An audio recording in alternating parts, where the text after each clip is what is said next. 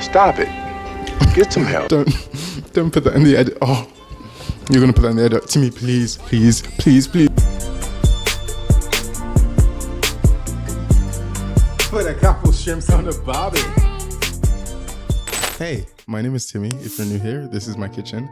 This channel can be summed up in 3 words. I like food. Today we're making kimchi fried rice. I saw a video by Gochujang on the Munchies and he made it. And so I kind of made it. I altered a few things, even added in a secret ingredient, and it tasted so good. And so I wanted to make it again today.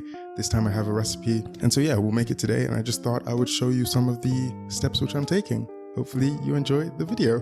That was such a weird intro. So before anything, I usually just have rice in my fridge. It's just a constant, it's a staple. Next up is our onions, and you can cut these into cubes. It doesn't actually matter which shape you choose, but I've just gone for cubes here. Then you want to roast your kimchi. It's basically a pan. You get it on medium heat. Add a tiny bit of butter. I just did this so my kimchi wouldn't stick. Add your kimchi in the pan and just kind of stir that for about 6 minutes. It doesn't have to be a huge amount of time. It's just something to kind of cook that kimchi down a bit. And as that's going, you can start prepping your proteins as well. I've gone for a sort of surf and turf situation.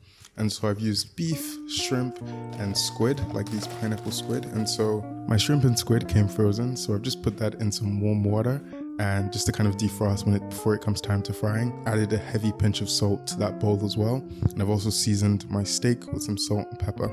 I think it's also worth mentioning that I've chopped up some scallions as well. And I think that's all.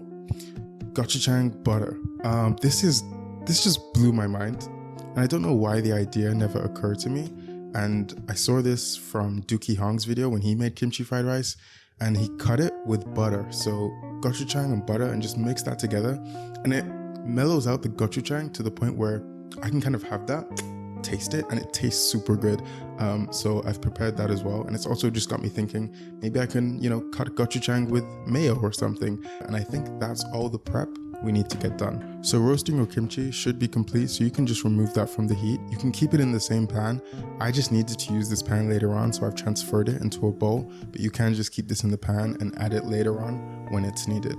Okay, we can actually start cooking. So into a pan, I'm gonna add some lard, which is basically just pork fat. You don't have to use it. If you don't have it, you can use butter or oil, whatever you have on hand, just something to fry our ingredients in. So I'm gonna add in my onions and cook that for about 3 to 4 minutes, just until it starts to, form a bit of color, starts to yellow a bit, maybe even brown, and it's very fragrant. And so you wanna cook that for a bit. Once your onions have been cooking for about 3 to 4 minutes, I'm gonna add in my proteins. In this case, I'm gonna add in the steak first, just because it takes a bit longer to cook. So I'm gonna add in my steak, fry that for a bit, and then just before that's complete, the steak, I'm gonna add in my shrimp and squid, and then fry that all together for a bit.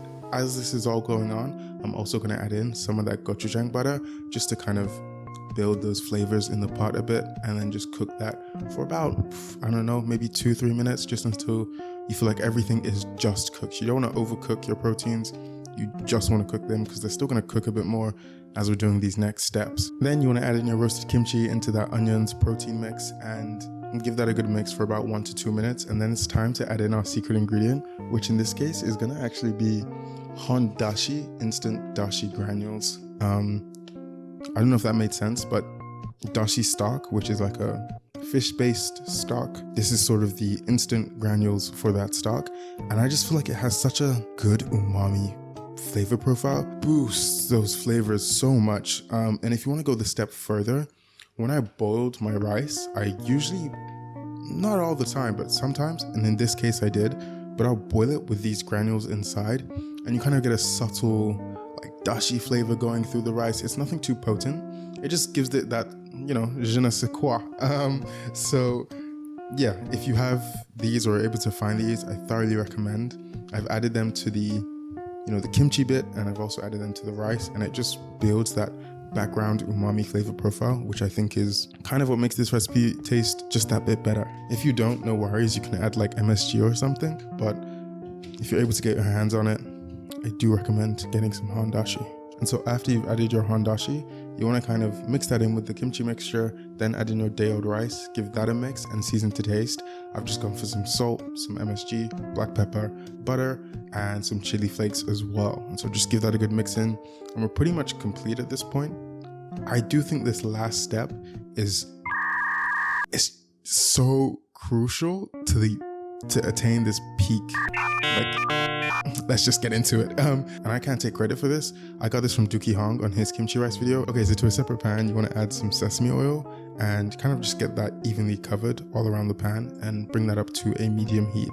Once that's been brought up to a medium heat, add your rice in the other pan to this pan, just so that it toasts and you get that crispy bottom. And I promise you, and where that sesame oil flavor mixes with the kimchi flavor is such a good bite. I can't even explain how unreal that bite is.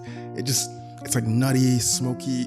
It tastes so good. Add your rice, pat it down just so you get even coverage, and let that cook for about 2 minutes. We don't want anything burning. And then after those 2 minutes, you can just take it off the heat. If you feel like it's not crispy enough on the bottom, just keep it on the heat for a bit longer. And that's literally it. It's like once you've done the prep work, it comes together like that. It's so quick and it's so useful just to make, if you want like a quick, delicious lunch. You can garnish with it whatever you want. I've gone for some eggs, just some fried eggs, the green part of the scallions, and some gochujang butter as well. And I promise you, it tastes so good. I'm so happy with it. I've been speaking about it so much. I just want to try it. So I got some leftovers here. If you have watched up to this far, thank you so much. I will do a taste test in a couple of seconds. I'm practicing an American accent. For what reason? I don't even know, but I figured it'd be kind of fun. So if you're new here, I think it's also worth mentioning that I've chopped up some scallions. How I don't say the word, so I don't know the inflections. Scallions.